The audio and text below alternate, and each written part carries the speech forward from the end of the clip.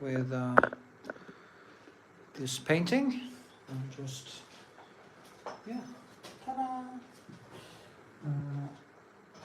So, make them. Here we are.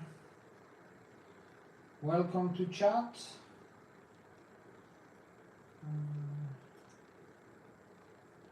Just gonna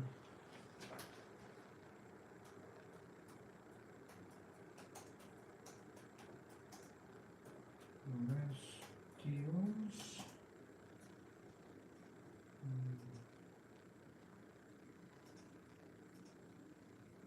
So, got some do.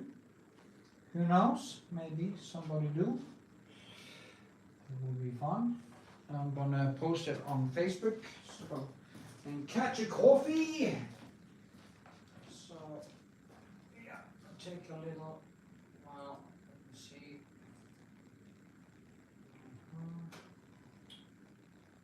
Directly. Majale. Here is.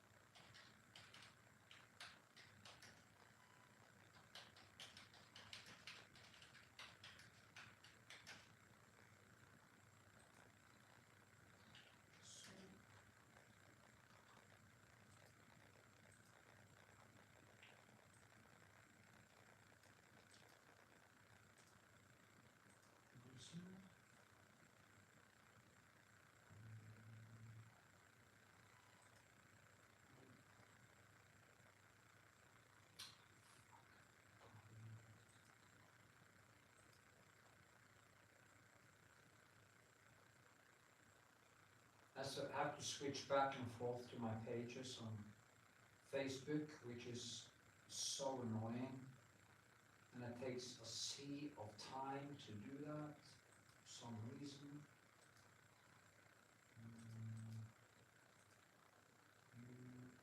So publish.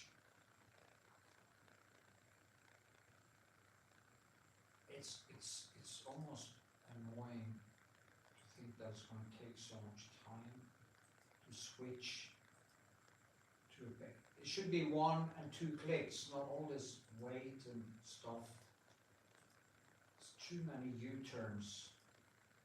Facebook is so annoying now.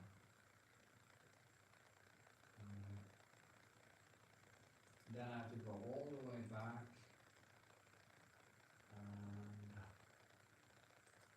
Groups. Here. There. I'll be there soon. Don't go away.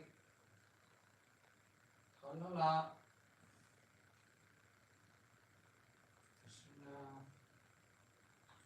One more. One more.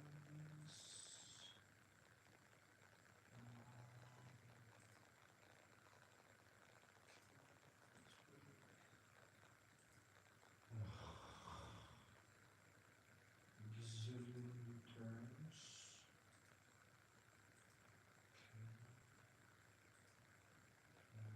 I have to go to PATRON. I put it there too.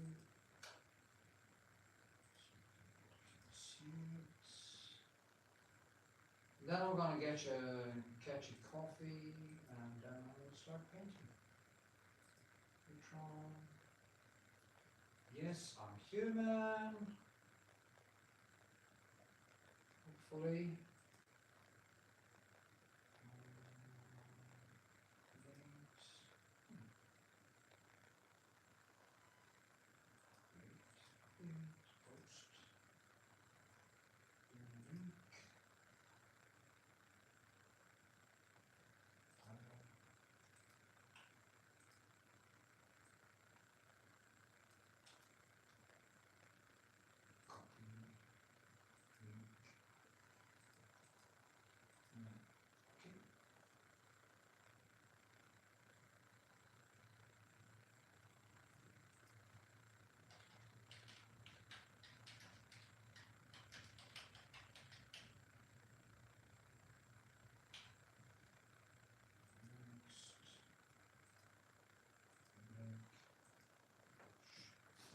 Okay, should be okay.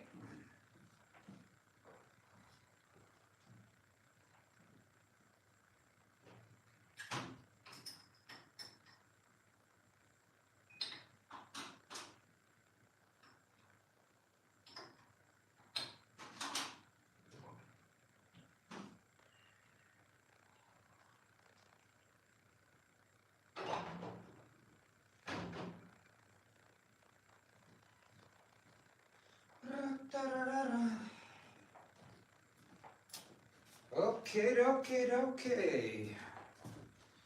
Sorry for the delay. Oops, so I have 5 people already. How lovely. Lovely. Yeah. I'll send a message to my girl. Tell her to join.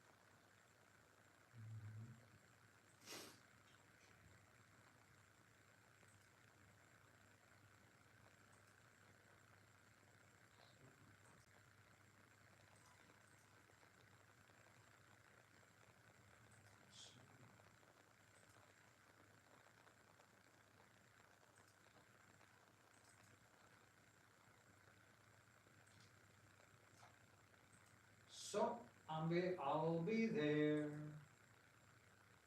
Yes. So, I'll be there soon.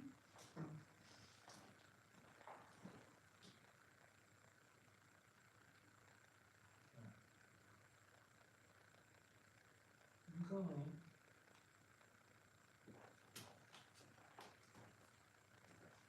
Yes, now I'm going to start painting. Finally, if I can find everything I need. That is not easy, always. Hello. No comment? Give a thumbs up if you're here. It's very important for the algorithm. Thumbs up. Please. Give it a thumbs up. It's very important. Okay. Bad lighting as usual. So what I'm going to do today is actually, I'm going to start down here with the hands again. I finished some of that yesterday. I'm just going to go all over this for quite many hours actually. Here's my coffee cup.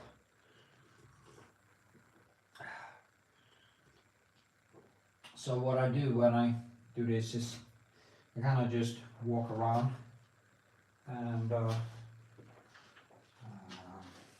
walk around, as I said, just kind of do some details and try to do the best I can. Yes. So if anyone want to ask some questions or something, that would be very helpful, because it's almost like, yeah. And thumbs up, really important. Thumbs up, 2 thumbs up until now. It's not enough. Give it. Yeah, I can do that. So.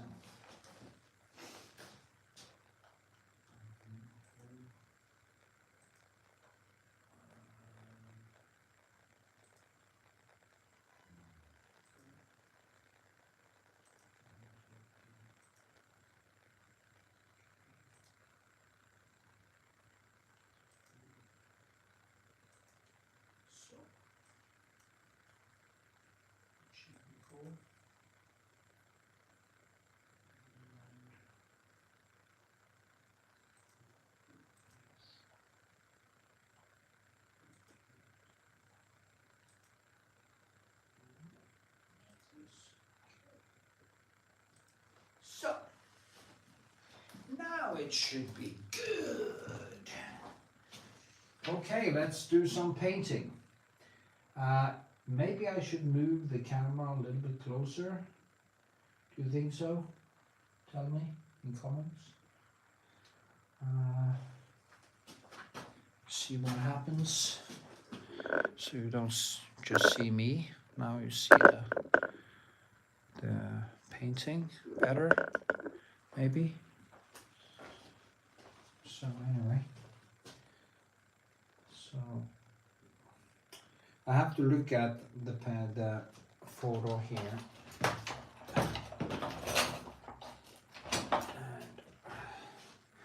And it's so important to, it is that lighting that really is not good. And I promise I will buy a better camera.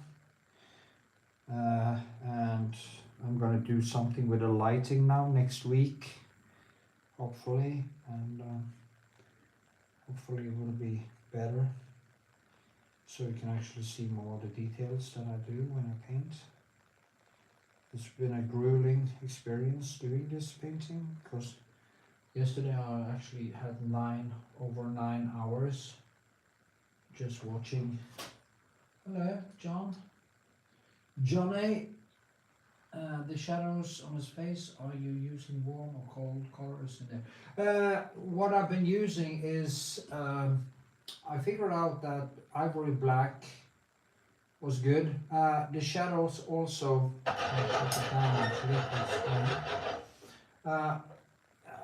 when you see I'm making a long process video of this thing. What I use in here is kind of, I'm using the Naples yellow Alsarin. I also use blue black, and I use ivory black, because I noticed the ivory black kind of pushes down the more complementary colors. So I kind of mix the Alsarin with the Naples yellow, gel or whatever it's called. And then I just use the blue black or the ivory black to push it down. Also mix in French ultramarine into depends on what's in the shadow, because in this photo it's quite difficult to see the shadow. But I see there is red in it, is green, it is blue, it is, so you just have to kind of mix in black into the different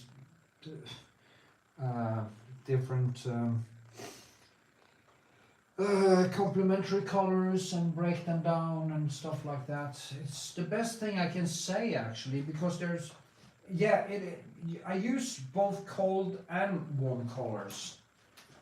So I actually had some problems doing the shadows in this, because I couldn't really see very well what's in the dark here. And now it's kind of, this is dried now, and you can't really see the depth right.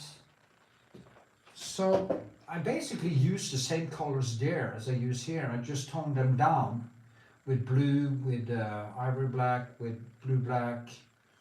And I just try to figure out if it's green or if it's blue, or if there's some, usually there is some more greenish in here, there's some reddish here, that, you know, it's just, it's it's very hard for me to give a concrete answer to that question. Would it be something to have your likeness?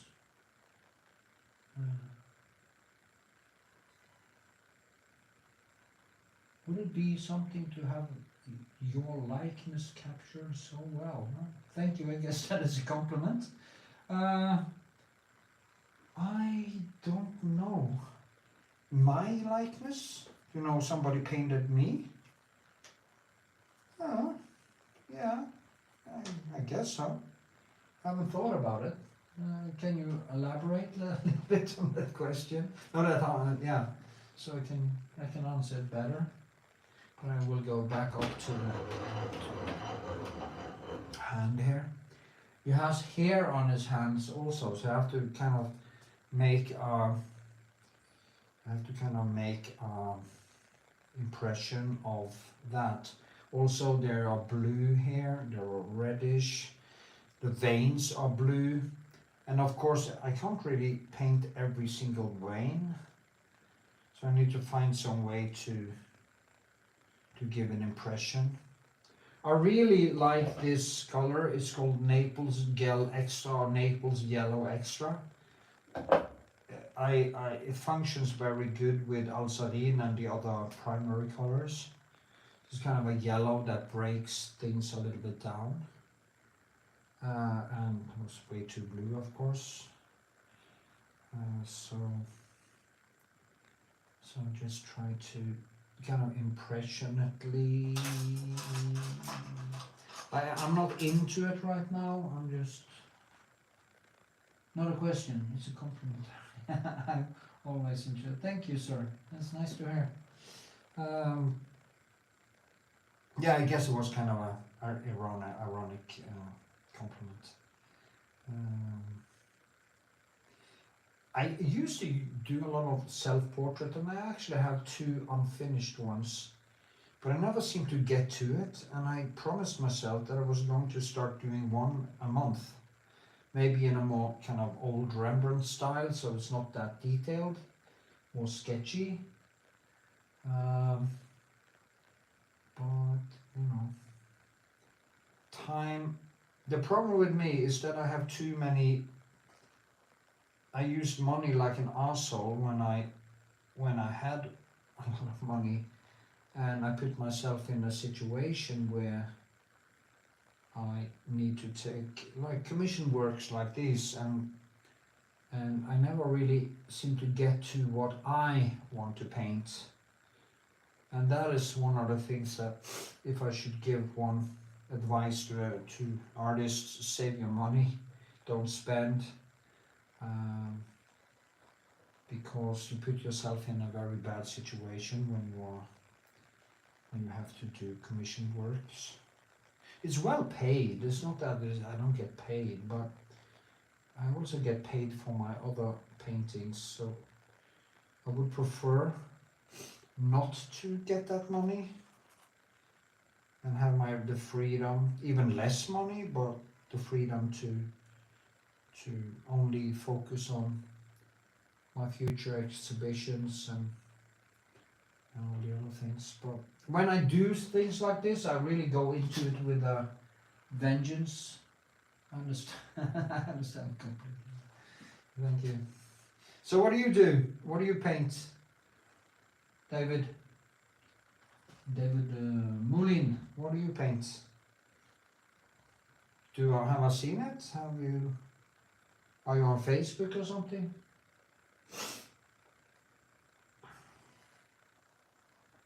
I've filmed so much of this process that I think the video is too long for YouTube, so I have to cut it down, and as usual I can't really stay on topic.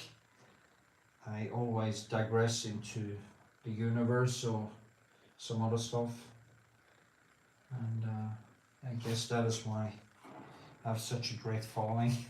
I own and operate some tattoo studios over the years. I'm glad to close the streets in side business as I was drawing, creating I had to close the street side business. Well, that is kind of sad, isn't it? You got old. How old are you? How old are you? You're not dead. 45. I'm 57. For fuck's sakes, man. You're young. If you're old, I'm dead.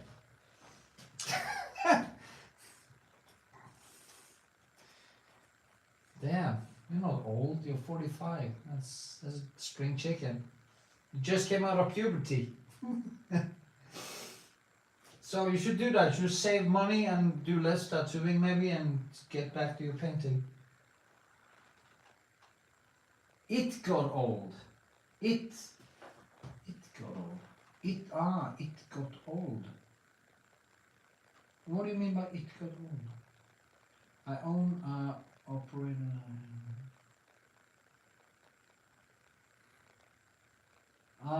Okay, it got old, growing out of other people's ideas. Okay, yeah, okay, great, yeah. Great, okay, sorry, I missed that one. I thought you meant you. It's like when people say they're old, I'm getting old.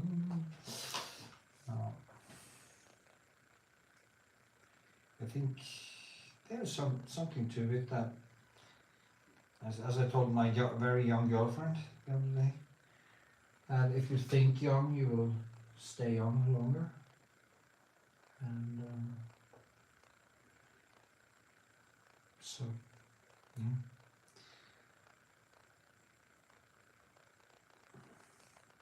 I guess she went to sleep because, she has a totally different schedule than me, and I have to do something about that to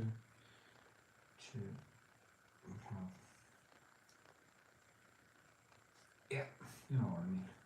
Now, how do I paint the hairs on his hand? I just have to do some impressions. I have to kind of fold them to believe that it's here. I was struggling mildly with his 2 or 3 day beard. Dating a younger woman. Oh yeah, it really does. It makes the balls grow.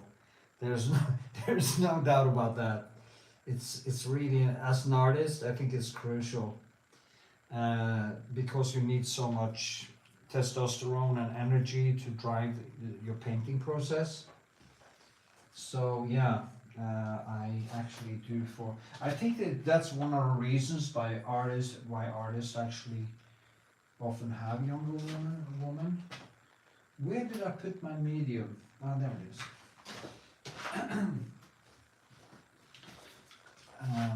And I've kind of always been a promiscuous bastard also, so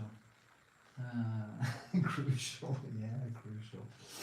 I think if it wasn't for procreation or for that there were women in the world, would we men do anything at all? Yeah, I have good. She's a sweetie. She's the least problematic girl I've ever had in my life, and it's not because she doesn't have a will or doesn't, but she's just not making any trouble. But as I'm joking with her also, the night is young. You never know. But I don't think she is not that kind of person who would be a disruptor in any way. And yeah, she's a good one.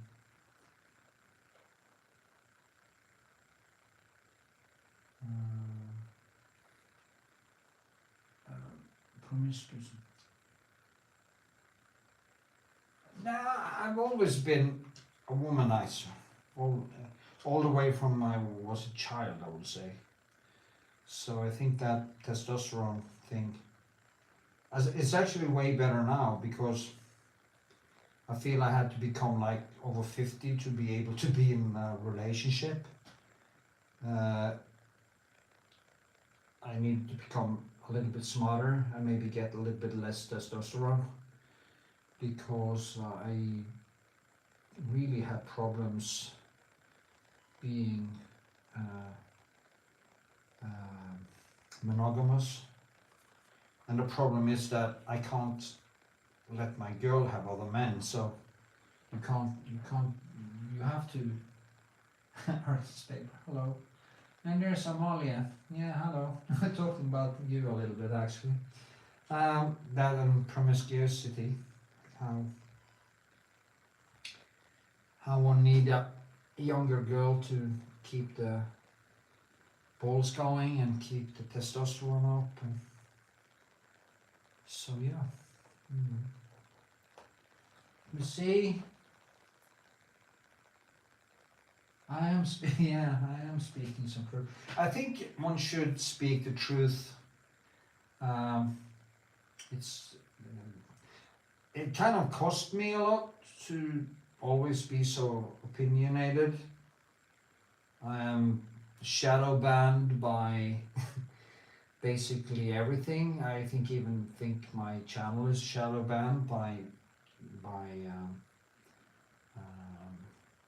YouTube, and I know I'm shadow banned in Facebook and probably Instagram, and yeah, but it's a price you have to pay in a way for being yourself. As I said, I'm not good at pretending or shutting up or stop myself, and yeah.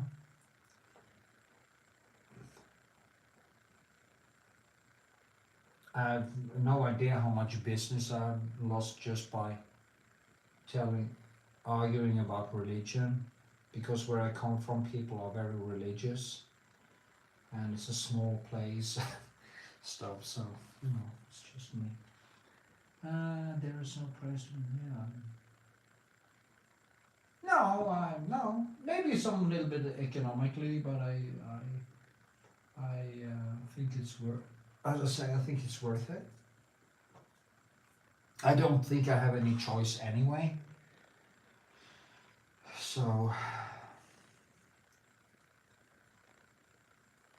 I mean, I used to be on the left, and in a way I am still on the left in many ways, but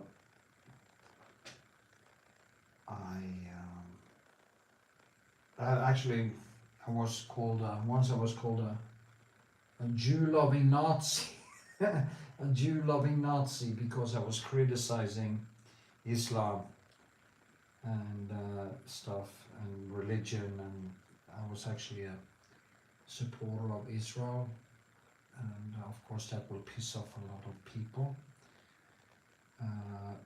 So it seems many times as I just choose the things, choose my opinions in a way that I always piss people off. And I'm not doing this on purpose. It's just I can't shut up. No, the first time I've seen a video of yours. Christopher Hitchens, yeah, and yeah, he's so sad that he's gone. And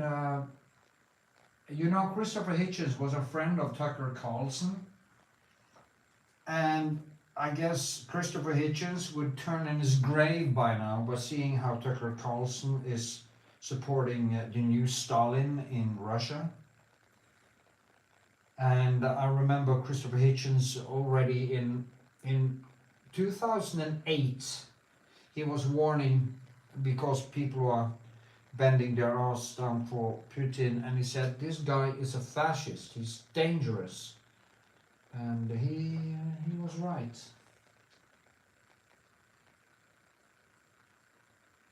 Yeah, Tucker used to be good, Tucker used to be very good, but now I wonder if Tucker actually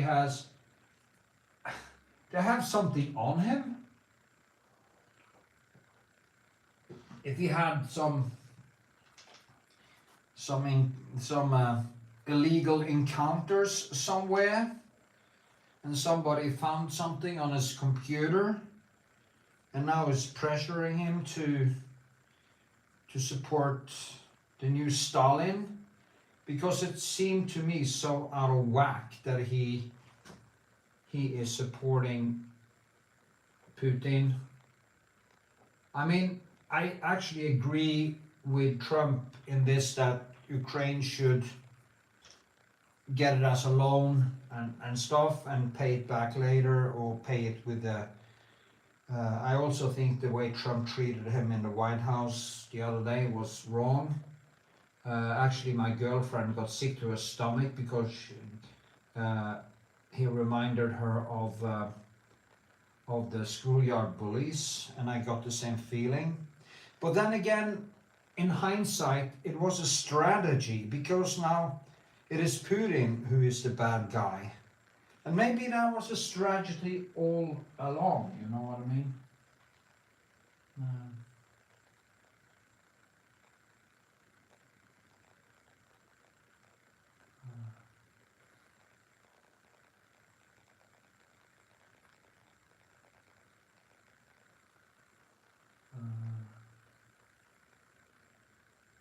You think he's a dangerous liability? You think both Putin and Trump? Well, Trump has some good things with him, I think. He cuts through the bullshit, you know. But then he is also, as Jordan Peterson said, he's a sophisticated 30-year-old schoolyard bully. And it doesn't seem like he's able to control his feelings. And many things he says is just totally nuts. When he said he had fallen in love with Kim Il-jung or whatever his name is, and stuff like that, just drives me insane. And I've been a Trump supporter up until now, but I think I kind of start to change my mind, but then I'll see what happens. Now he's back supporting Ukraine, so, but I don't trust him at all anymore because he seemed just so unhinged. And unhinged can be good. If you read Zen Shu, The Art of War, he's kind of taking that book to its conclusion. You create so much chaos that the enemy doesn't know what to stand on. And it can also be a strategy to let Putin believe. And what happens is that Putin is put in a situation, Trump, he gives him compliments and he treats him well, so he can't really get angry at Trump. And he gets confused because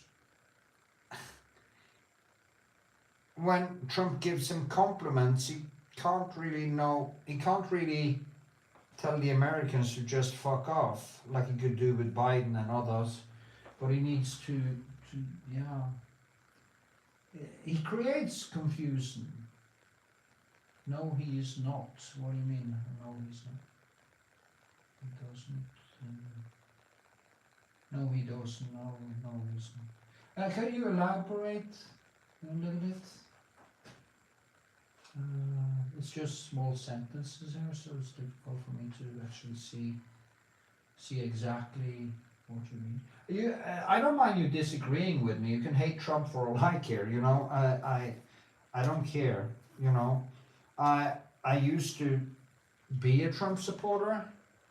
Now, I wish that he did what I hoped he was going to do, just to give Putin an offer he couldn't refuse. You pull out of Ukraine, or we just drop everything we have, and we give Ukraine every bomb, every rocket, everything they need to just destroy your army.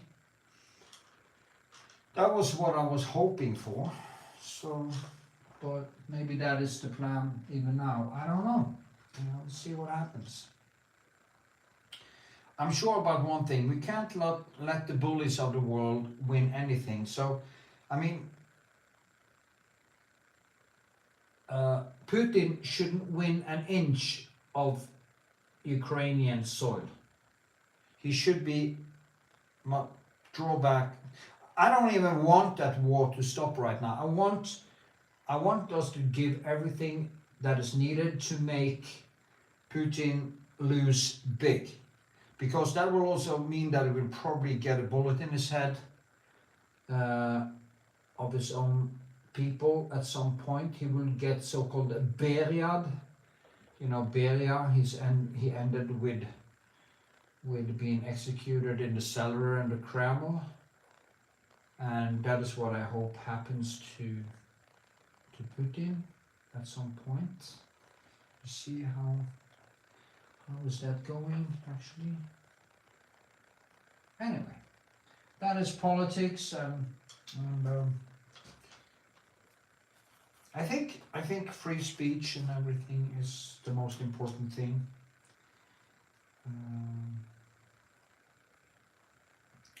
So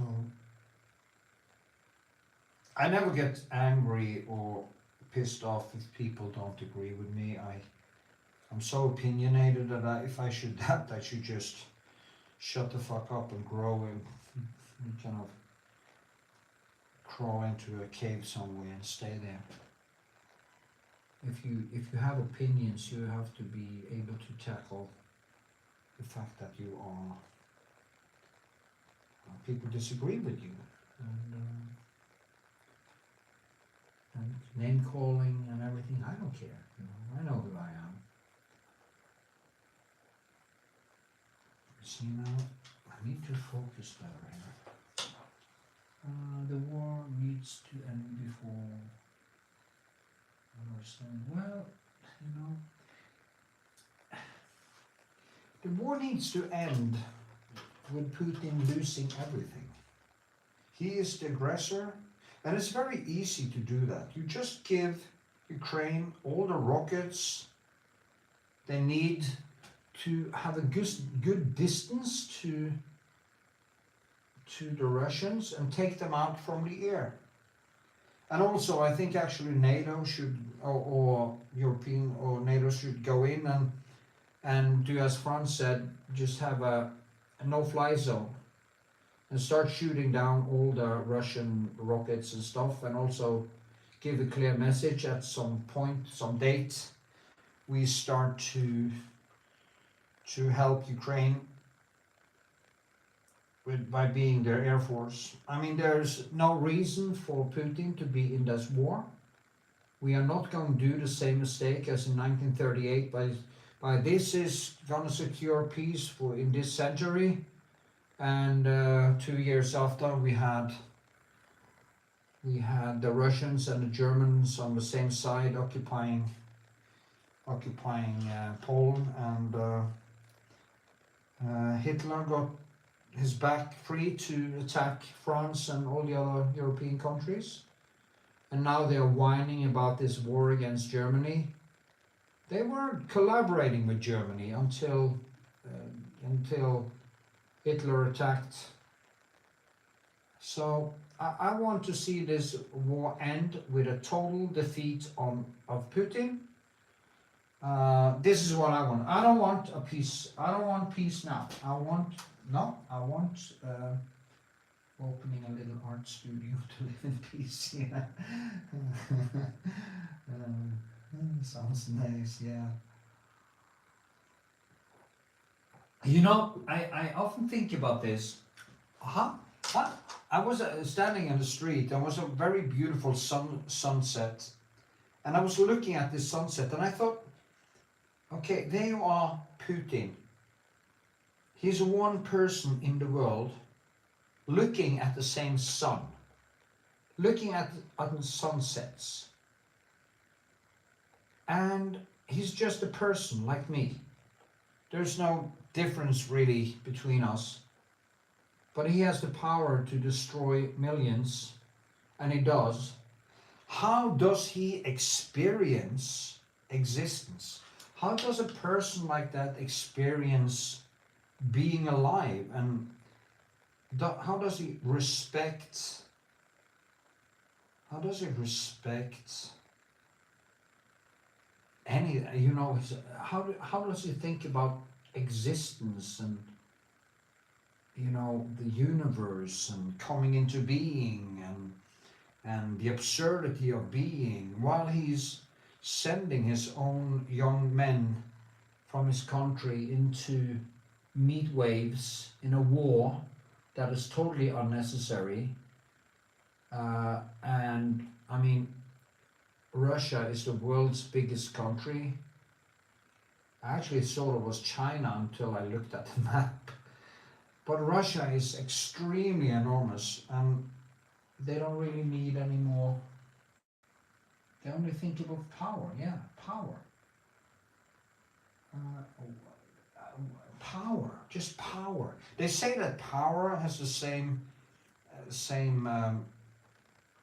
effect on the dopamine as sex, maybe even stronger. So I guess he needs his fix, and that is power.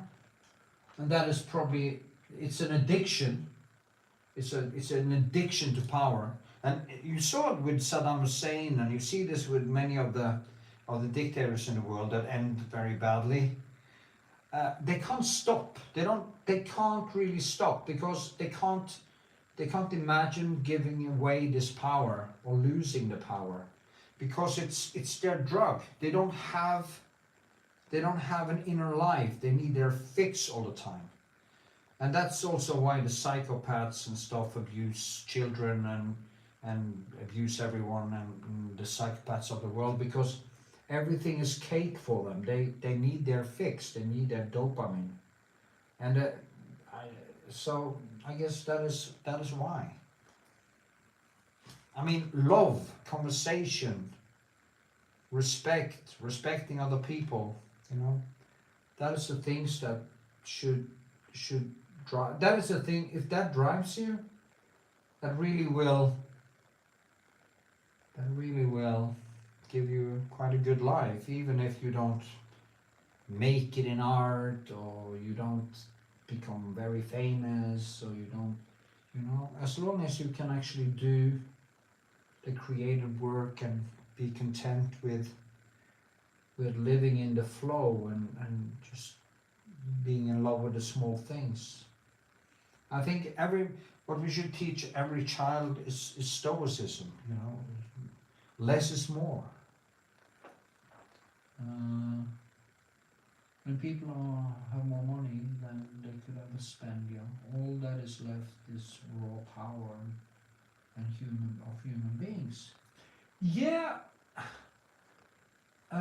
in a way, but if you have all the money in the world and you don't have any worries, and you start using it to do good and do creative work or create something, that is a way bigger aphrodisiac than a very destructive and short buzz that power brings.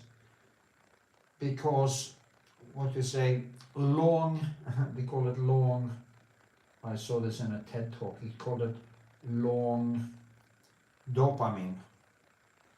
Maybe that is more like serotonin, like when that is what gives you long-term satisfaction. And that is why when you have most things covered, and you can't really, when you have the basics covered, and this is science actually about the human condition, you can't really get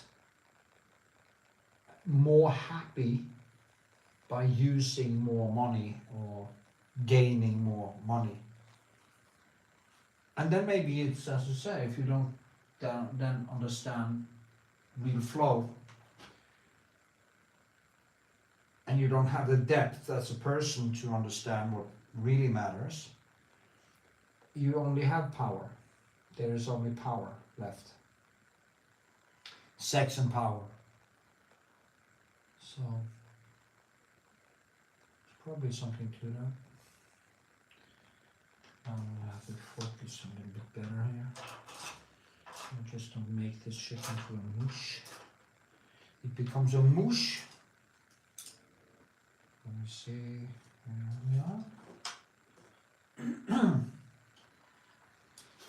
Ra-ta-ta-ta-ta.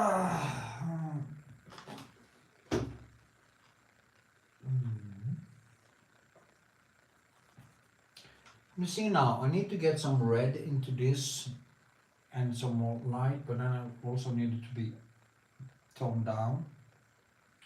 This suit has been a problem, because in the photo it is so dark that it's hard for me to actually see what is happening.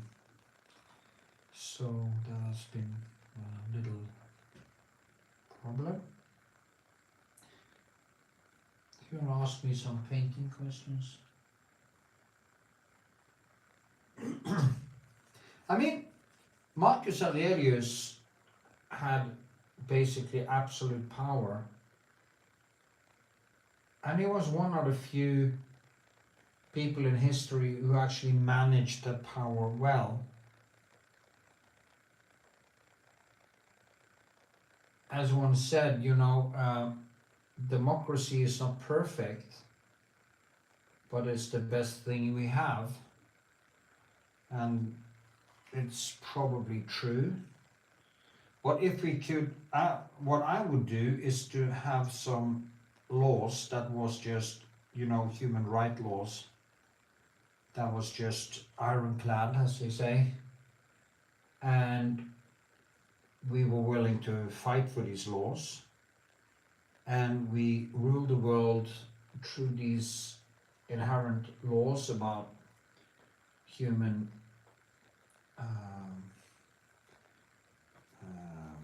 humanism, or the rights of every human being, but also under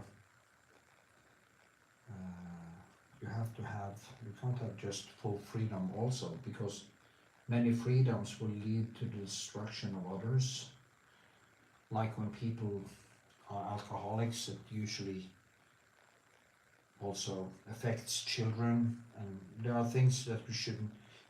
Things like obesity shouldn't really be legal, because it is using way too much resources from the common good to fix it or to treat it.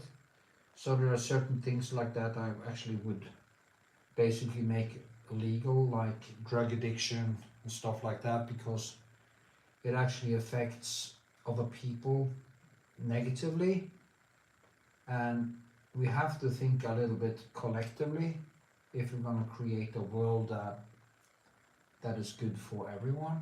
We have so much resources and we can't waste too much. Don't we have the Hague? Yeah, we have the Hague.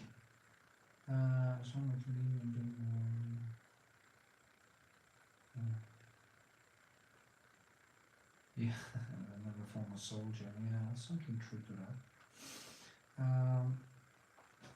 I guess there is some truth to that. But then, as former soldier, that actually have learned something from being a soldier, because there are good soldiers also, and we need soldiers because there are bad people in the world. It's like, sadly, we need prisons. There are psychopaths and criminals.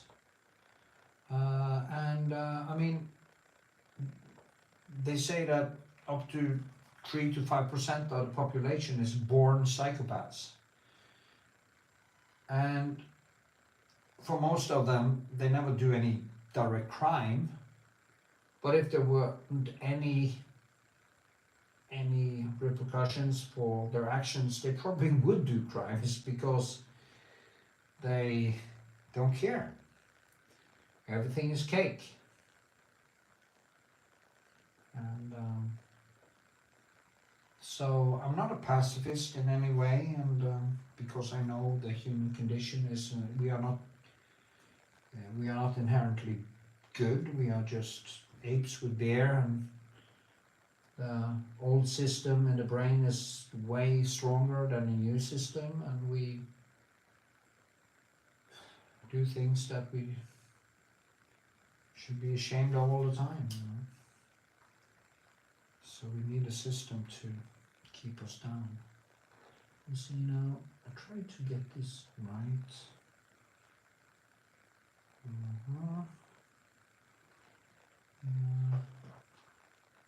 In The Hague.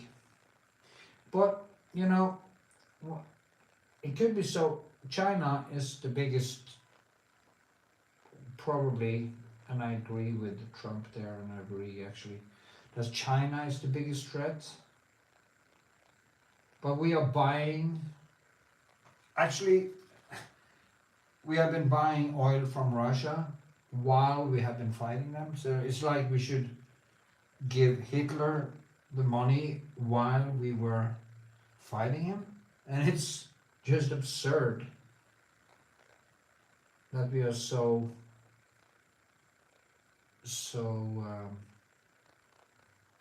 inconsistent. We are the ones who's keeping the war machine machine alive. At the same time, we are fighting it. So it's just ridiculous. But we should sanction China. We should stop buying shit from China at all until they stop supporting Kim Il-jong and his 1984 regime.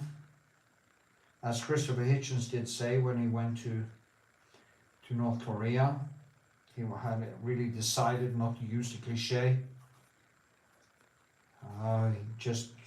He wasn't going to say it, but then the regime made him say it. He had to say 1984. There wasn't any way around it, because it was almost like somebody had taken the book and given it to Kim Jong-un or whatever, Kim Jong-il, grandfather, and said, "You think we can make this fly?" And China is keeping this regime alive, and we are keeping China's system alive with buying shit from them instead of producing locally. And that is one of the biggest reasons why I turned into a Trump supporter, because he wanted to take back production and stuff. And I totally agree. So, but anyway, let's see how this turns out. UN. The UN doesn't do its job. China for sure, yeah. The UN just doesn't do its job.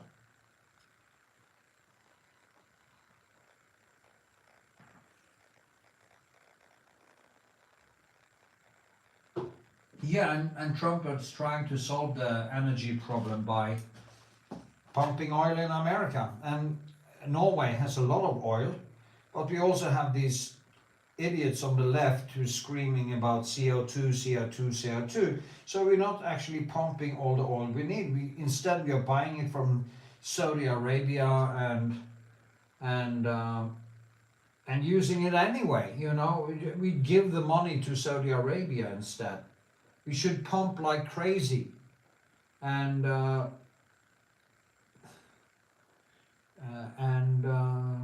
benefit from that. Trump actually stopped the pipeline from Russia last time he was president, and he was totally right, and then Biden put it back on track again. That was appeasement. That was 1938 once more, and so how it turned out. You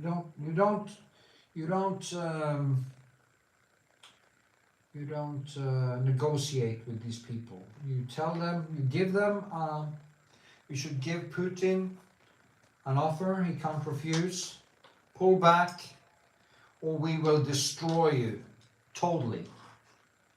And he won't start using nuclear weapons anyway, because he's not suicidal. He's not like the mullahs in Iran who would actually praise Allah when they see Tel Aviv go up in flames, and they wouldn't even care about their own destructions because they believe in Judgment Day. They are really dangerous.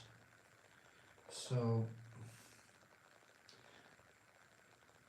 of course, I think it went to Trump's head when he was almost shot, and this idiotic notion about a thing about divine intervention.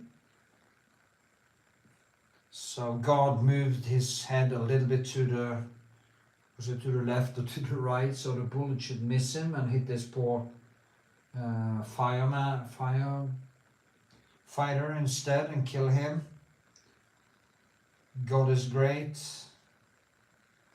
It was because Trump was going to be a force for peace in the world, and if Trump actually means this, even I start to feel it's really dangerous, because it's really dangerous when people start to believe that they are special like this. And of course, the guy is a total narcissist, there's no doubt about that. Better use their oil now, because that's better for future when there's a shortage. Well, we should use our own oil as this war, I think we should use our own oil for now, because we need to stop Putin. And when we have stopped Putin, it will, if we stop Putin the right way, it will be the last war in Europe. It won't be possible to create another war because of all the drones and all the technology. And it's almost like war has outfought itself. And it also sends a clear message to China about Taiwan. Stay out of Taiwan, because you won't win. We won't accept it. If we let Putin win a little bit, it's like saying to China, well, go ahead. We won't react. We don't want a third world war. No. China is not suicidal. Putin is not suicidal. So we can give Putin an offer that he can't refuse. If somebody wants me to talk a little bit about painting, I can do that too, but better, the Huns could get angry. There's always going to be war. Well,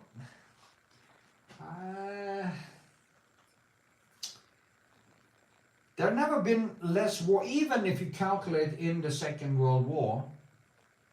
According to Steven Pinker's book, The Better Angels of Our Nature, statistically, there's never been less poverty, less war in the world, even if you calculate in the First and Second World War. So there was way worse before, and it's getting better. And I think this war here is one of the last ones, especially in Europe. We still have to deal with militant Islam, which of course is a problem. There is no doubt about that. We have that. And we have China and their expansion, or willing to do expansion. But when we have fought down or battled Chinese fascism, Putin loses this war, and we bind the world together by economic deals and stuff, and we stop being this fucking nationalistic. I think we will get to a point where we look ourselves as one world or one nation under an empty sky, not under God, of course.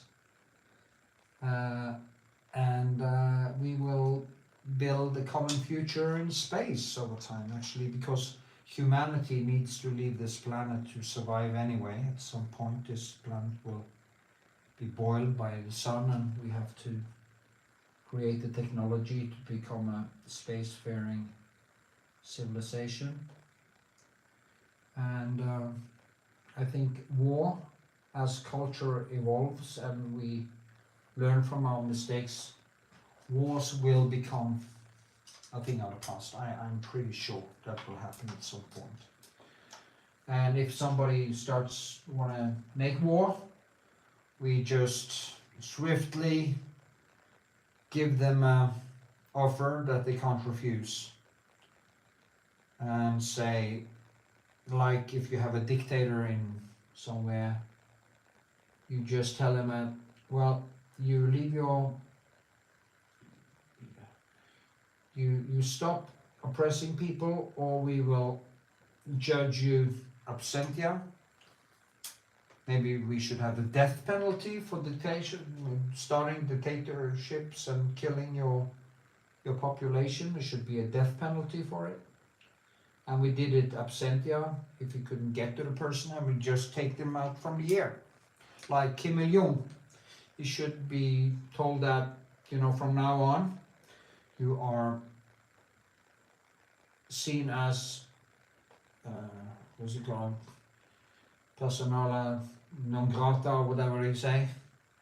and anyone can take you out because you're a slaveholder and a killer and a mass murderer, and we will not accept any person or any regime that does this. And if we actually follow this up a few times, I think our problems would be solved. That is my opinion. Yeah, it is coming along actually.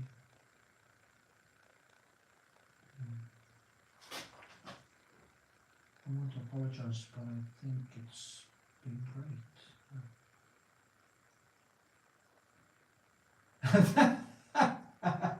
Sociology.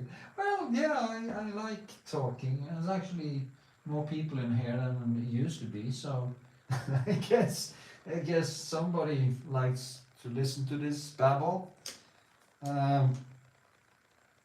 This is the thing I want to do with having live streams, and if somebody pops in and asks me a painting question, I will cross over to the painting question. And if somebody want to discuss politics, that's fine. I'm always interested in philosophy and politics, and it's almost like you're pushing a kind of a button in my head, and I just go on my rants. The good thing is also that I save these videos, so it is kind of, I would say it's like it is frozen time. I call it frozen time. When you do it on video or something, you freeze your time. So every time somebody sees this, they kind of prolong my life with the time they spend on the video, because you play the time over and over and over again. So yeah, I mean, think about if Rembrandt or some of the really great artists could have done tutorials or process videos. Think how you can have the process video of the 16th Chapel, or Leonardo da Vinci, some paintings, or the painting process of Mona Lisa, or the Night Watch of Rembrandt. Not that I compare myself, of course, to their greatness, but the point is that just think if you could have that, you could actually watch Rembrandt paint his great paintings, and all the things we could learn from it. It would be amazing, just fantastic. So I don't know how that arm is turning out. It's really, it's a little bit more difficult to concentrate when I talk. You know, people talking about life and love and art. Yeah.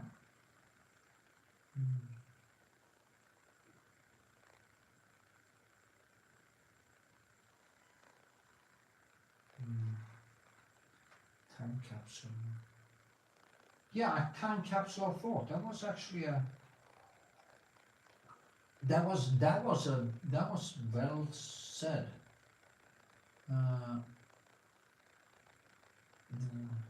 Dialogue. That's true. The time capsules. Yeah, it's a time capsule of thought. What a good way to say it. There you see. I'm getting something out of this. Now I'm going to use that ad nauseum. Time capsule of thought. Now that's one of the best ones I've heard in a long time. Thanks for that one. I'm going to steal it.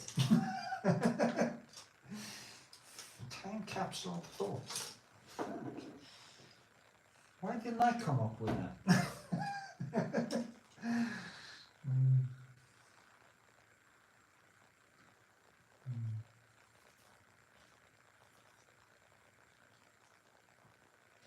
Time capsule of thought. Huh. It's brilliant.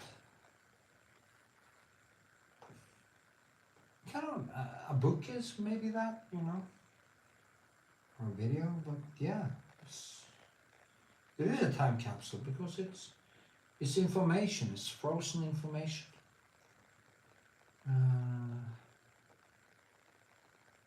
I was listening to yesterday when I actually wondered if I want to post that as a standalone video. I was just thinking about this with information. We are information, and they thought that information was destroyed in black holes, that it was just shattered, but it seems like in modern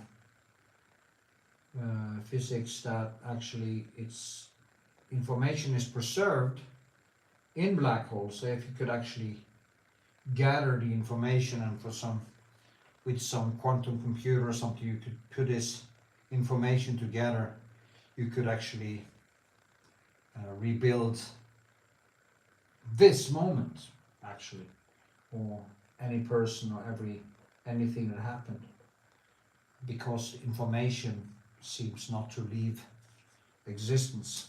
It just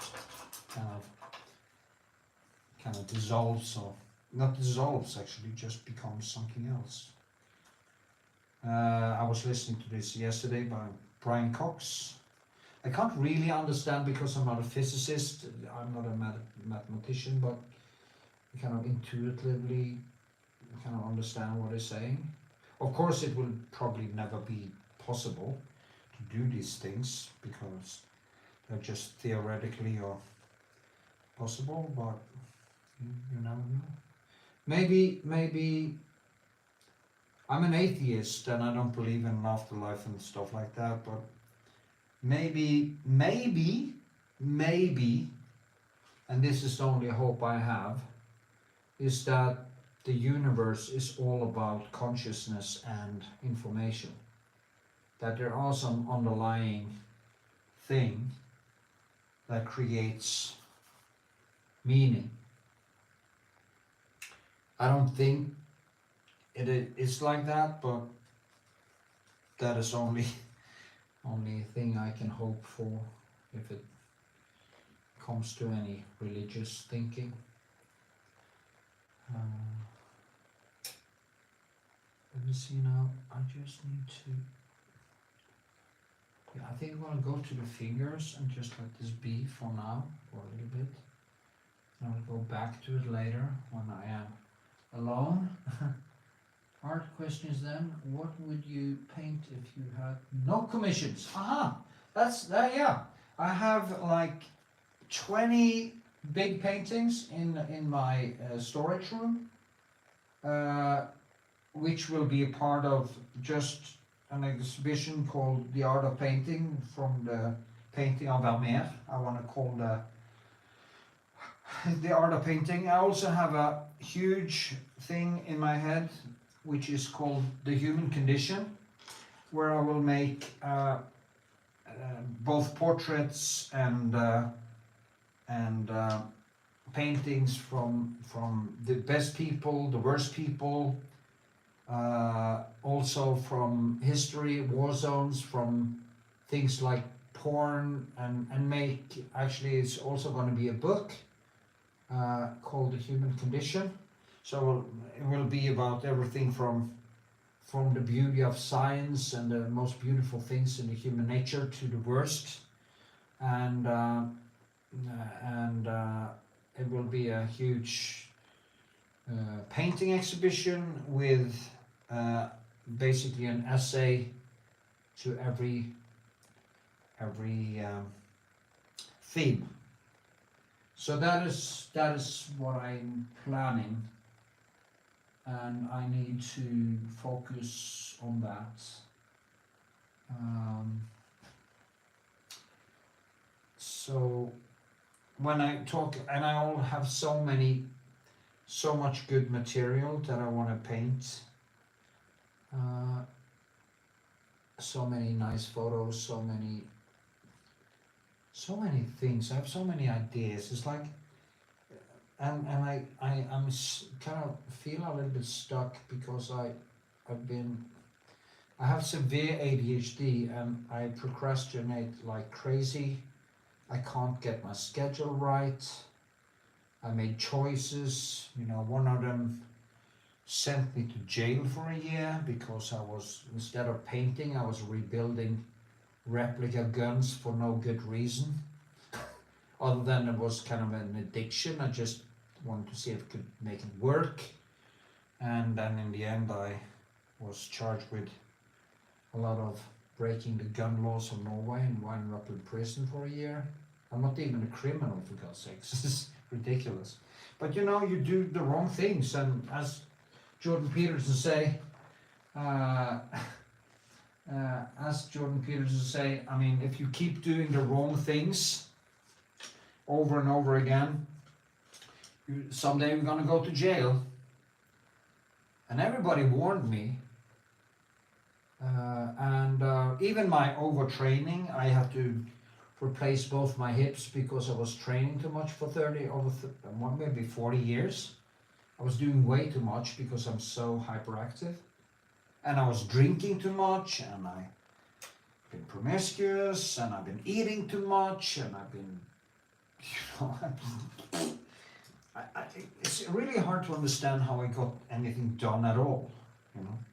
But when I get into this, I really get into this, and it's like every day is so goddamn intense.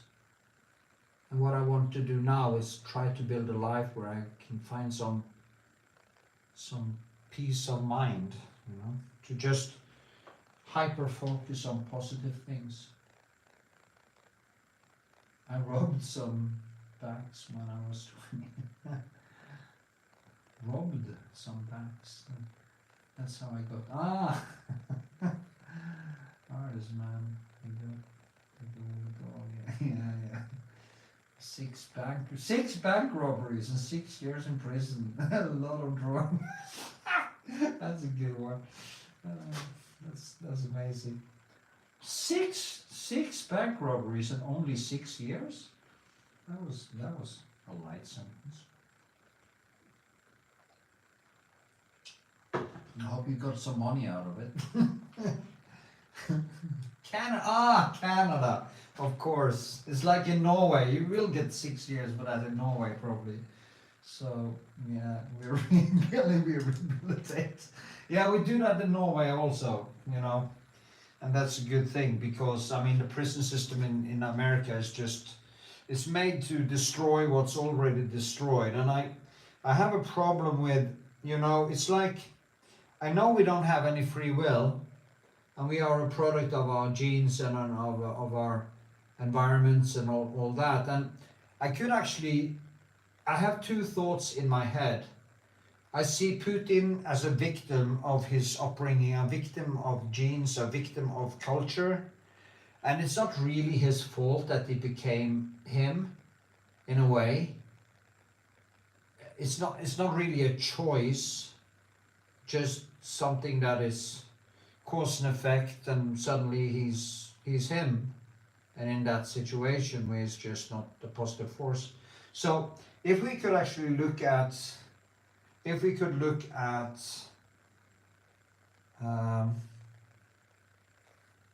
crimes as an expression of, I mean serious crime, like really destroys people. We could see it as a mental disease. We could stop calling it punishment and call it rehabilitation instead.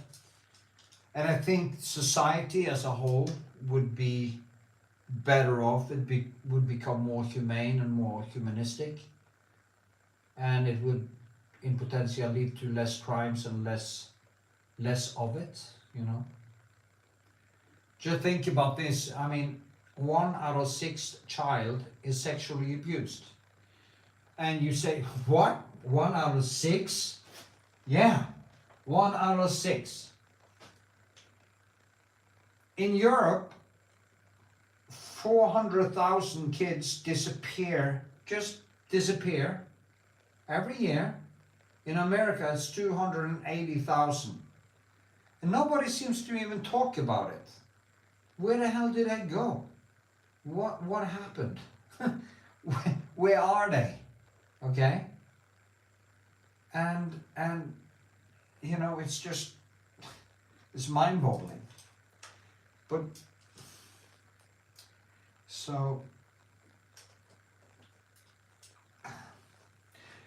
there was a story. Sam Harris, Canada, you mean American? Canada, you mean America?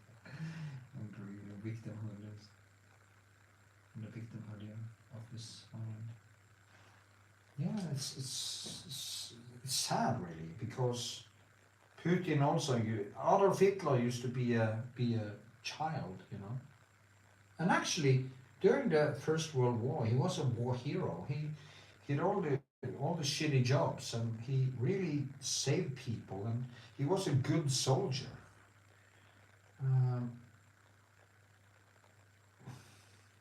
And I should give even him right in something. Stalin was truly, and communism was truly a threat to Europe and the world. But beside this, I guess he wasn't right about much else. It's like he basically destroyed the only peoples worth saving, you know. I mean, all the technology, all the science the Jews has contributed within since the dawn of time, and he basically killed off the intelligence, i.e. in Germany and in Europe, and it's crazy. I mean, every human being has the same value in my view, and even the word talent is just ridiculous, because you can't really know who has talent before they have done the job. I mean, if you see the video I have on YouTube where I show my early works, there is no one in the world that would tell me that I had talent when I just started out. I've always had talent for the extreme. There is no doubt about that. And I think maybe that's one of the things that differentiate the artist from other people, that they have a tendency not to give up, and they can go that mile longer. But you don't really know. It's hard to know from personality alone. Can't really mean America. Blame Canada. Blame Canada. You heard that? That's funny, from South Park.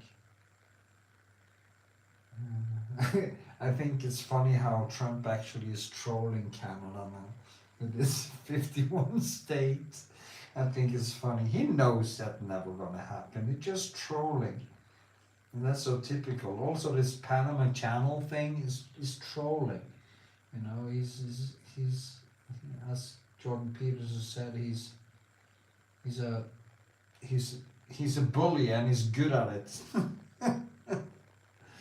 But I don't like bullying, because I was a little bit bullied myself when I was a kid, and I really hate bullies. Bullies are the kind of people that actually can make me into a killer, because I tend to lose all my sympathy for people who are bullies. I really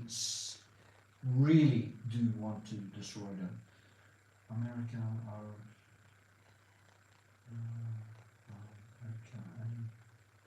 losses to Canada.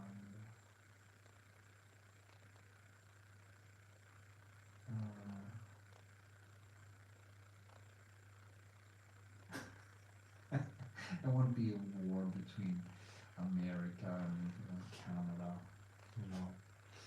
There won't be a war. There shouldn't be a war. That wouldn't happen. Well, if it did, it would really surprise me. The good thing about America, you can't just start a war. You have to declare war. And you need actually both sides of the parties to go along with it. I also think it's funny how he's kind of trolling Denmark with the Greenland thing. And it's so unhinged. It's just, it's almost like, maybe that is one of the things that I do like with Donald Trump, that he just says everything he thinks. And I do the same thing, so maybe it's that is, I have some sort of sympathy for him because I understand how he ticks and why he does it and yeah, stuff. But it's of course it's not ideal, especially the thing when he talks nicely about, when he said, you know, oh, what about Russia bombing Ukraine? Oh, that is exact. I understand. That is what I would do. It was in his shoes. You know, bombing civilians in cities. You really understand that. You sympathize with that.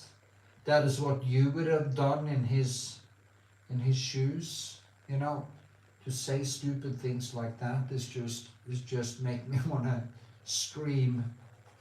I mean, I'm trying so badly to be to support Trump, but he makes it impossible. You know, I can't do it anymore, and I need to just eat some crow here and realize that he probably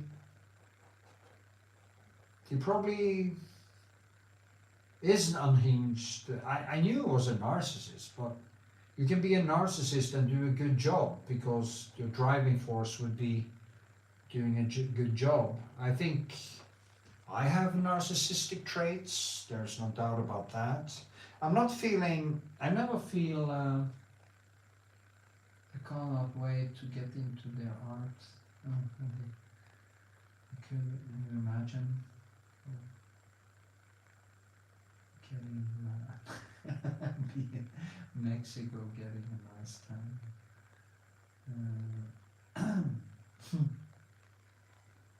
Mexico getting a nice time.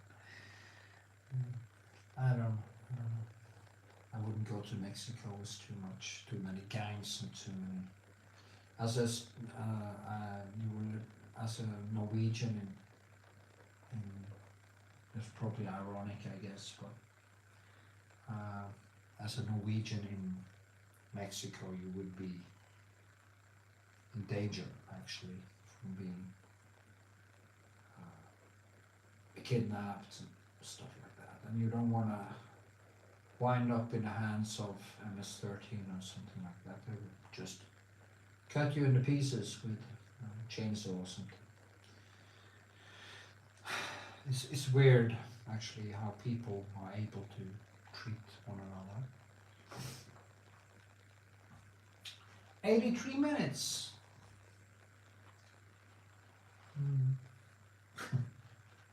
Have many friends that are locals down. Oh yeah, okay. Yeah, that's good. Mexicanos. Yeah, I mean, the chance of actually getting into trouble is probably statistically not that big. It's like we are scared of plane crashes or car accidents, and the statistics for being killed is quite small. So I don't know. I'm just exaggerating. I don't necessarily know what I'm talking about here, so maybe it's just good to shut up a little bit. Anyway, anyone wondering about anything when it comes to painting, they can ask me some painting questions if they like. Now, I was actually shocked when I saw how. Actually, I was even more shocked about Vance because this, oh, you haven't thanked us enough. It's like you know, it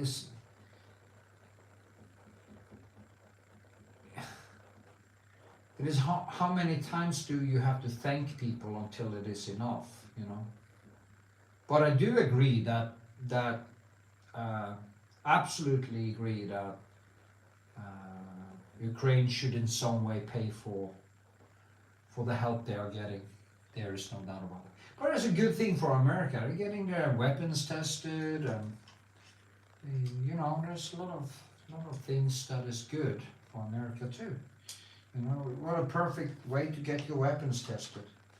To have a war in Europe, you can see the Russian arms is not good at all. You have to use the same tactics as during the Second World War. You know, meat waves against basically their own people. And it also pisses me off that nobody talks about how come there are so many Russians in some Ukrainian areas. It has to do with a Holodomor, or the starvation death of, was it like up to, they are not sure how many, but Stalin starved to death up to 7 million Ukrainians, and he moved in Russians after he starved out Ukrainian population. So the reason why there are so many Russians in Ukraine is because Stalin basically starved to death most of the big parts of the population. I think 1/10 of the population died of starvation in 1 year. And it was actually more people than Hitler managed to kill in the concentration camps during the Second World War. And this was actually done in 1 year, just by taking out all the corn and letting them starve to death. So, I mean, if you read Ukrainian history, Ukrainian and Russian history, it's really not a pretty picture. So, for Putin to want the Donbass and stuff now, yeah, thank you, sir. It was nice hearing from you, David Mullen. And you've got to go. I'm going to go soon too, because it's like 87 minutes now, and I need to focus better, because I notice when I talk, I'm doing some detail work, and when I do detail work, it can become kind of stressful to focus. So I need to close down myself. Anyway, you should look up the Holodomor, or the Ukrainian starvation catastrophe, and that is why there are so many Russians living in Ukraine, because Stalin killed off the Ukrainians. So no wonder they are kind of pissed off. So yeah.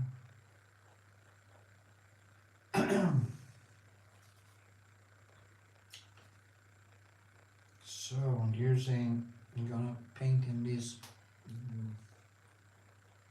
It's very symbolic, because this guy is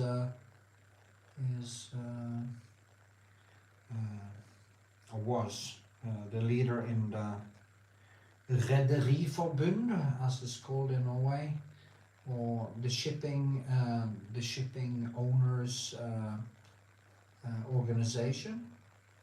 And it's gonna hang on a wall in their building there. So he needed something that actually reminded of ships, and he made this knot and just hung that on the wall here, so to symbolize the job he did. And so I need to kind of get that to come alive. And I will also do a lot with the shadows around here until tomorrow morning. So yeah.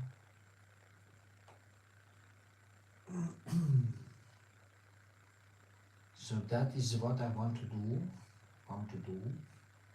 Also, there are 2 shadows on the wall behind there. Cheers! Thank you! If there is anyone else, 8 people are watching right now. If anyone else want to ask some painting questions or something, you should do that.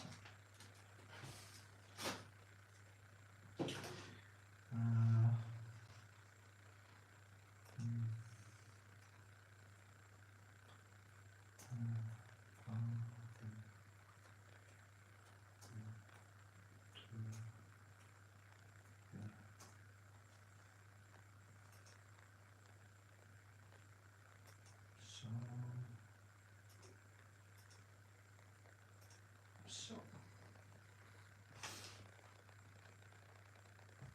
And of course, if somebody want to give me a super chat, that would be appreciated. Yeah, I shouldn't say that, shouldn't I? Only 8 likes. Damn. Well, there's been better now, actually. So more people and a nice conversation. It's so annoying with this because I got hung up in this I think actually this, yeah, now I see it. That is the way I paint. I just keep adding in things as I go along and see new things all the time. Just trying to get it right. I need to make these two come together better. Kind of, yeah. So also need kind of.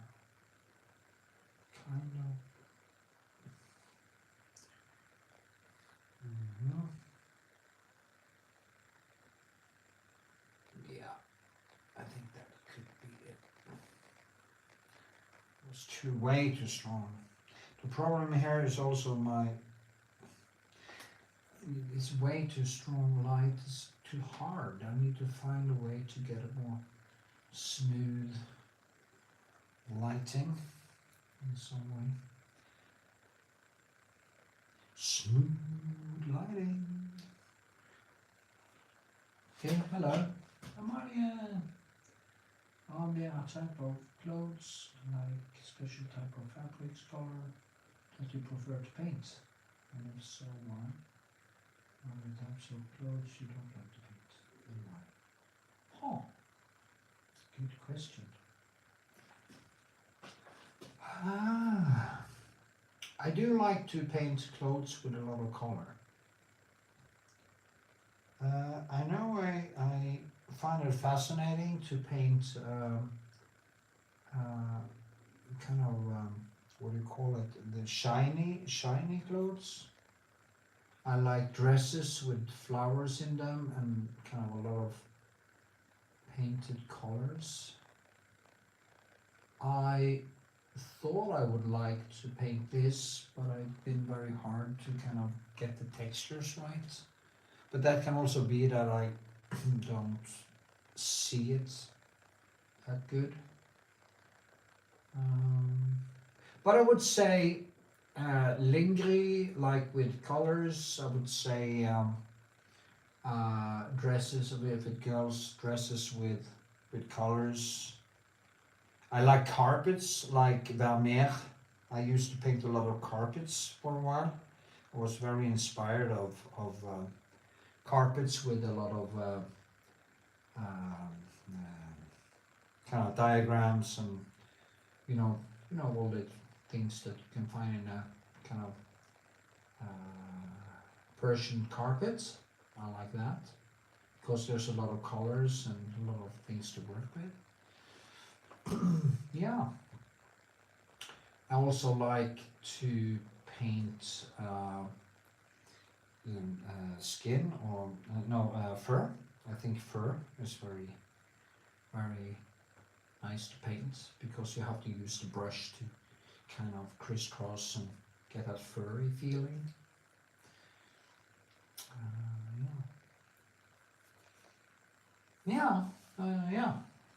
Actually, that's. It has to be kind of a little bit colorful, a little bit natural.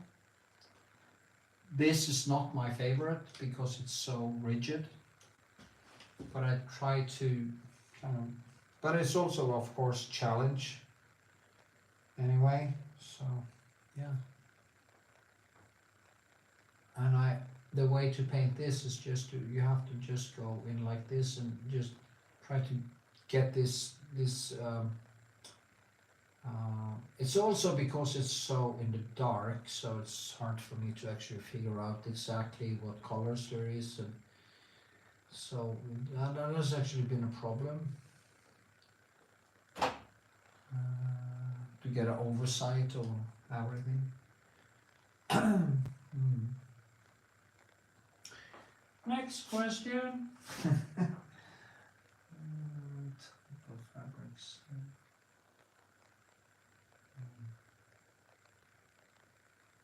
Yeah, I would say carpets. You know, these classical Arabic type of carpets, or the ones with the ones made by small baby hands in India or Pakistan.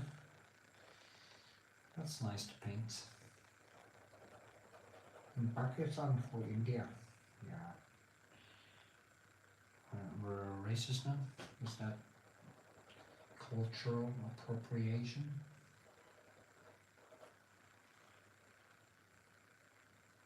So, remember, thumbs up, people.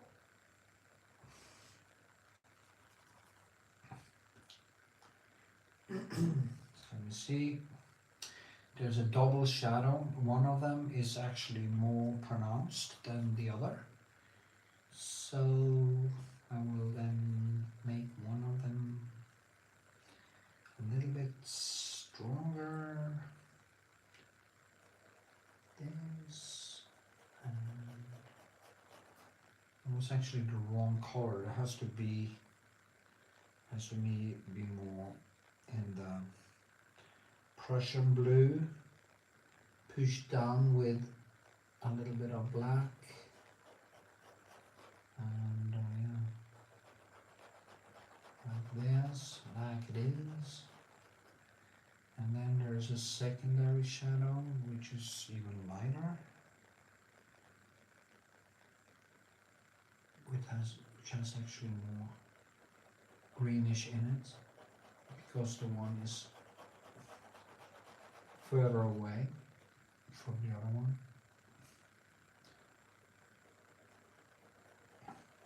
You also need to put in the same color into this one, of course. And then I just shape it by painting beside it, like this.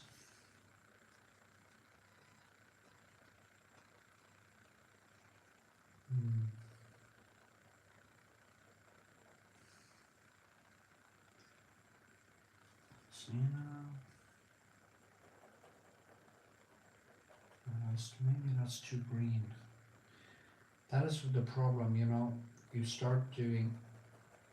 I haven't got the time to go totally realistic. So if I problem is if you do too much one place, you have to kind of do more all over. And that way you can never get away from it. Blah blah blah blah blah. Blah blah blah blah. Yeah, thank you, Arin. Divestro. Divestro. That's a long name. Yeah, thanks for watching. Thanks for being here.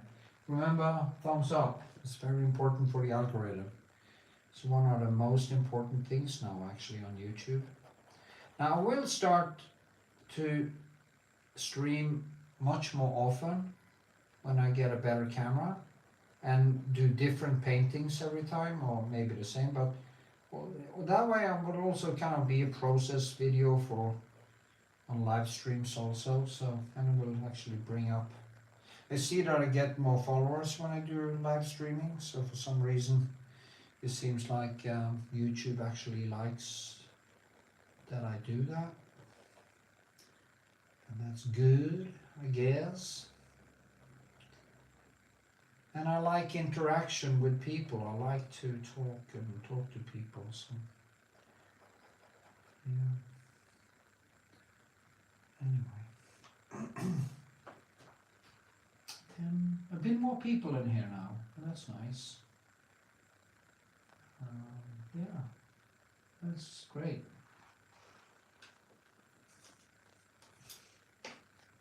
I guess it's gonna, as I progress, and guess it will be more people. At some point in the future, of course, if it becomes really popular, maybe it will be hard to kind of answer questions without super chats and stuff, but it will always be, I guess it's probably a long time until that happens anyways. You see, I do need to close down the live now soon because I really need to focus with music and be totally into it for a few hours. So maybe I should close it down now. It's been 101 minutes. Maybe I should go for another 20 minutes just to get it up to 2 hours. Why not? And talk a little bit about painting also. That would be nice, huh? Not just Trump and politics.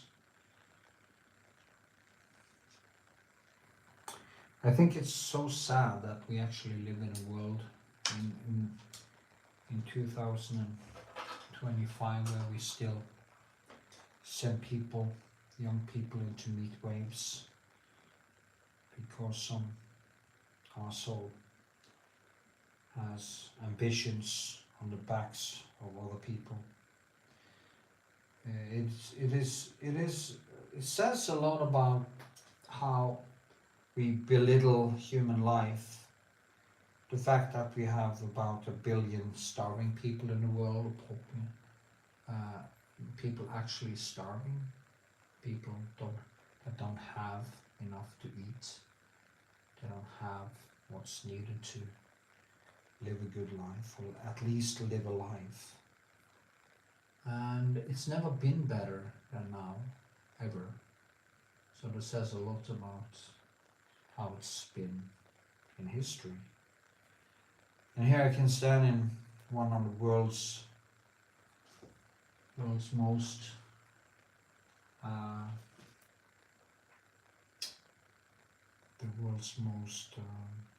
richest countries. Actually, Norway is basically one of the richest and best countries to live in.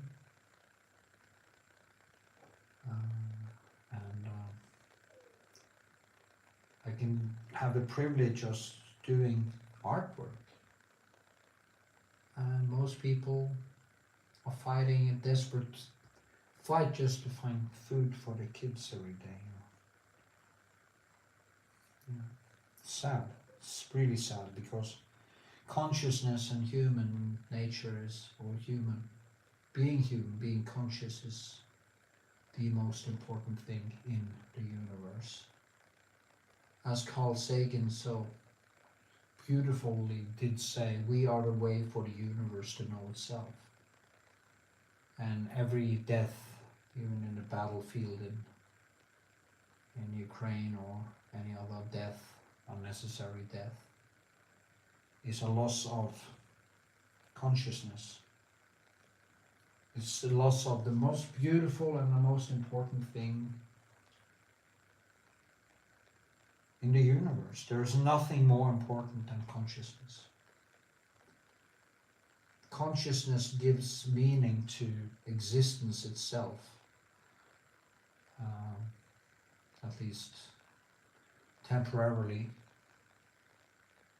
And you see that the universe actually, even if you go back in time and you look at the reptiles and you look at the dinosaurs and you look at every step of the way in evolution, you can see there's a incremental, step-by-step walk towards complexity and higher intelligence in organisms. You know, the dinosaurs wasn't able to live long enough to evolve real consciousness, and today they are represented in the birds we see around us.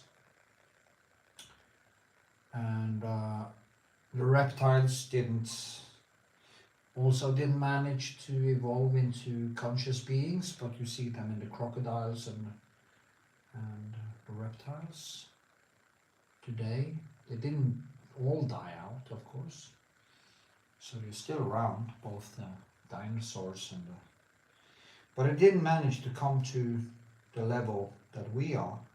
And I even think there is some correlation between having to be, first of all, warm-blooded, and you need to have a big brain, and you basically need to be carnivore to evolve a big enough brain to get higher intelligence, because it's so costly when it comes to energy, that only carnivores or omnivores, things that can eat everything and can get enough nutrients, can actually evolve consciousness, real consciousness.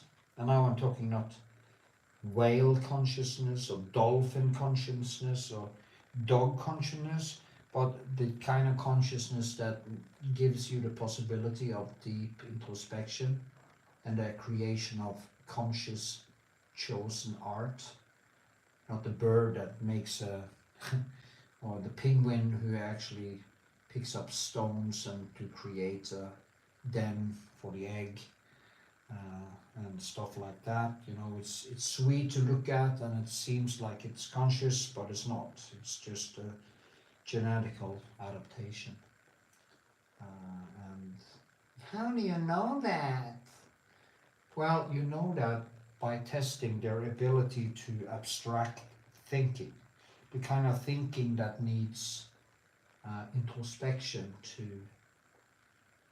evolve, and even, I would say harshly, that even most human beings aren't coming to the highest level of consciousness, and you can't even know who it is, so we can't even know if I'm conscious enough to say that I have consciousness, because it's kind of a step-by-step process, if you get my point. It's hard to know when you actually are conscious, because I can remember a time where I thought I was conscious, but I wasn't really conscious, and then I was kind of a little bit more conscious, but after a lot of things happened, it was almost like something even deeper than was turned on, and that was maybe consciousness plus more empathy, more, what should I say,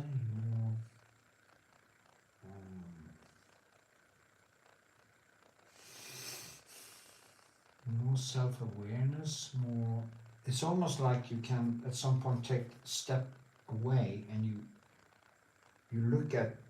can look at the ape in you doing things that aren't really you, and you understand what is you and what is not you, and what is just evolutionary adaptations and acts done because of needs, or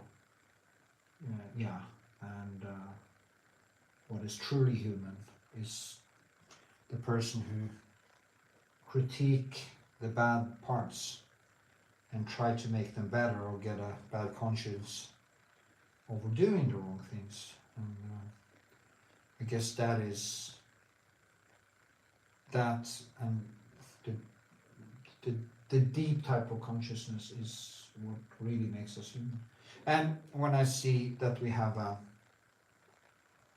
the biggest industries in the world are porn and sugar, and we have obesity epidemics, which of course shows that people aren't conscious about their own health. And if you're not conscious about having a body, I don't really see how you can be much conscious about many other things. Of course, people like Christopher Hitchens and stuff actually disprove that hypothesis.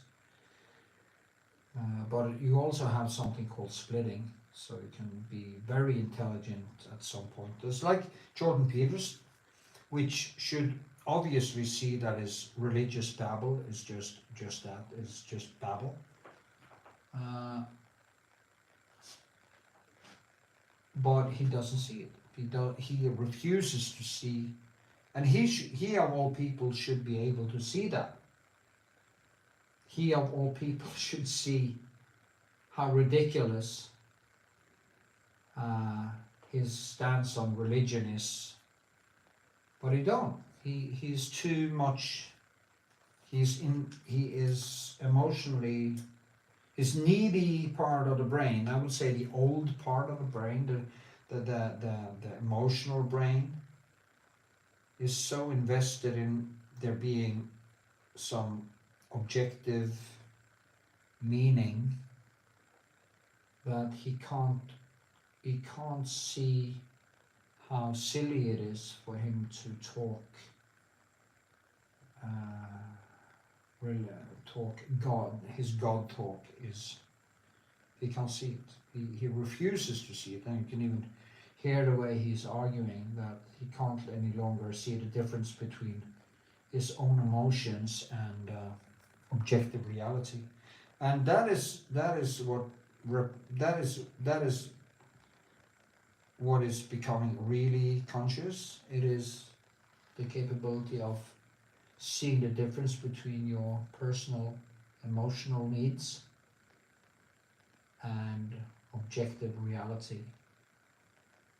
And I think real introspection and real consciousness is not possible until you see this clearly and you can't hide behind words and bullshit. That is what is real consciousness or real introspection. So yeah. And not many people have that. I think I am starting to have it. I sure knows how it is not to have it. So I remember perfectly how I was thinking when I was not thinking. And I know there is some kind of a void, a subjective void,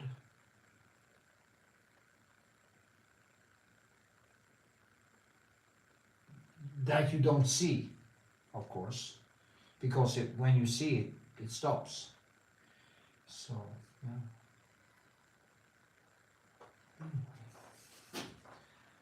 Yeah, I think it starts to even look like fingers. Wow. That's cool. That is cool. Okay, 7 minutes left. Somebody wanna say hi or ask a question? They can do that.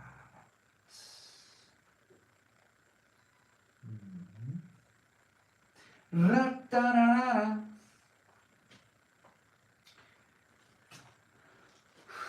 Yeah. You have no idea how much work I put into this madness.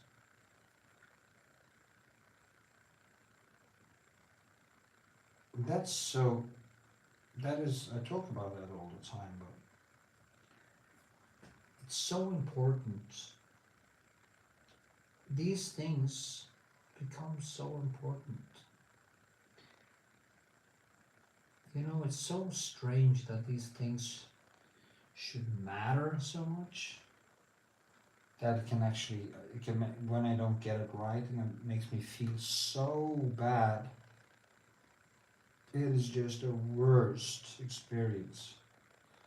And when I feel like I get something right, it's just, I got something right.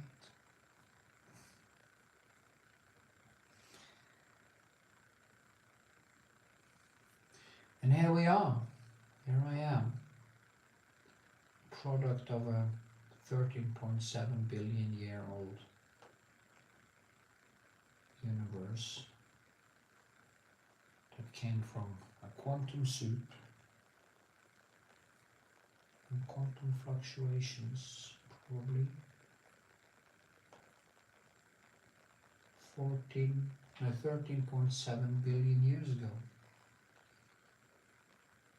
which of course is nothing in cosmic time, in infinity.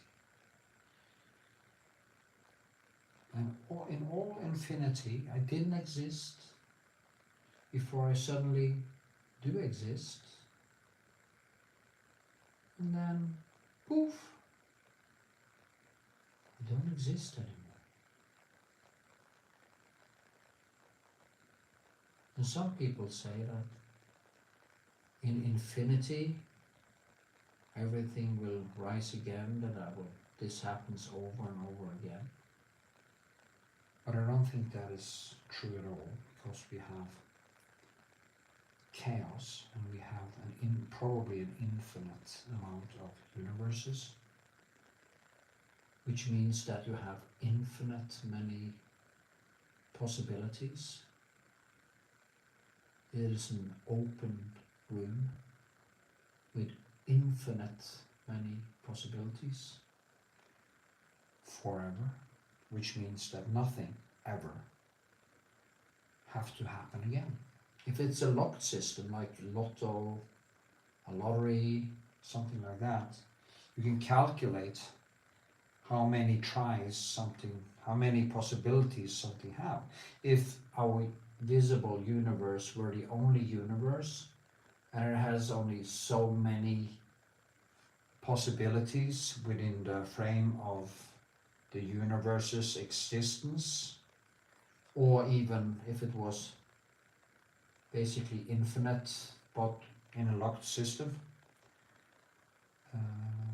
everything needed to happen sometime again. But for some reason you have cause and effect, infinity and chaos, which actually does that there probably is nothing that will happen again, ever. Everything only happens once. That is my hypothesis. Maybe somebody know better. But so I'm here now, and when I'm gone, I'm gone, and I will never rise again for infinity. How depressing is that?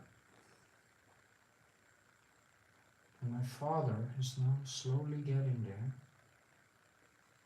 to the end.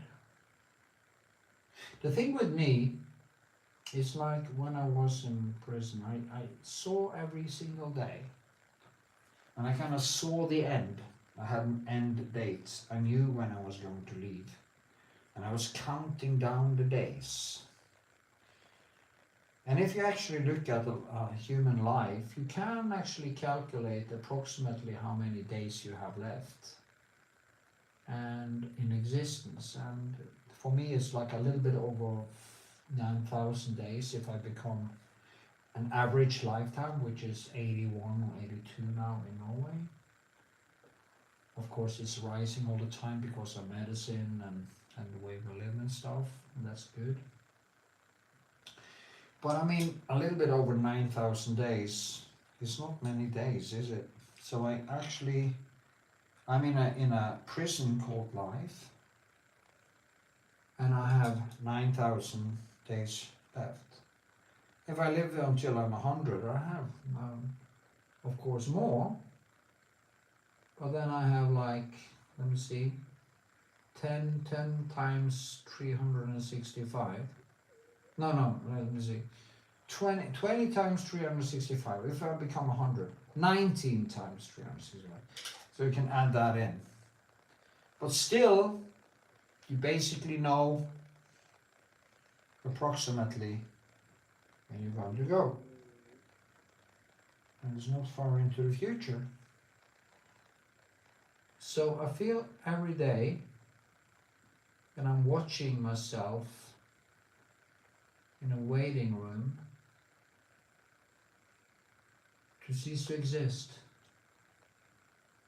Now, people on death row in America, on death row, that sits there for 20 years on death row, they kind of sees it a little bit clear, probably. In the beginning, I think 20 years is a long time. And boom, there it is, 20 years. And it's gone. They're going to the chamber.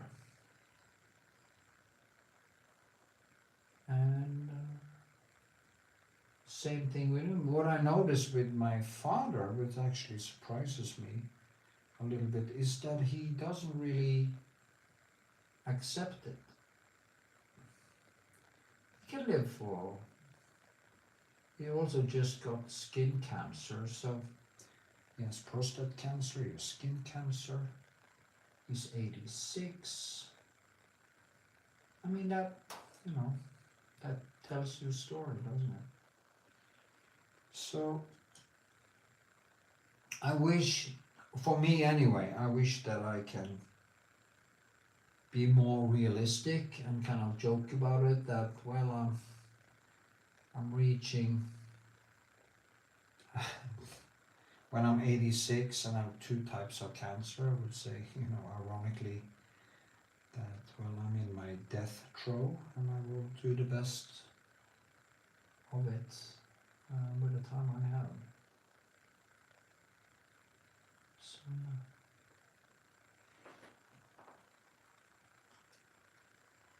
I'm going to bed, okay? Good night, my lovely darling. My lovely darling. So, I'm gonna close down here now. It's 2 hours right now, actually. So, I'm gonna close it down also. Anyway, thanks for watching, everyone.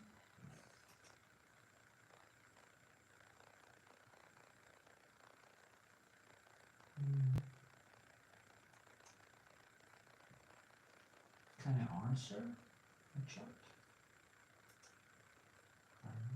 Maybe. No.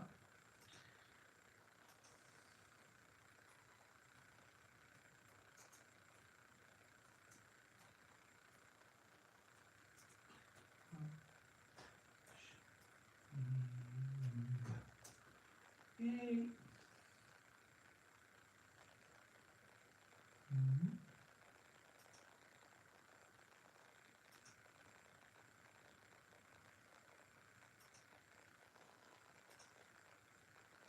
Yeah, I'm gonna close it down now.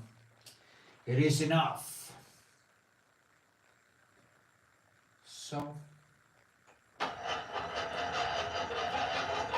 show you some close-ups so you can actually see. I think also the hands are kind of falling into place now.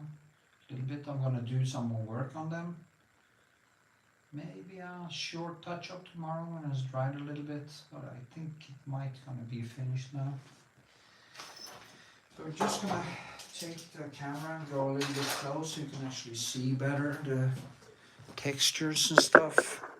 Let's see here. Like this. Let's see this right on.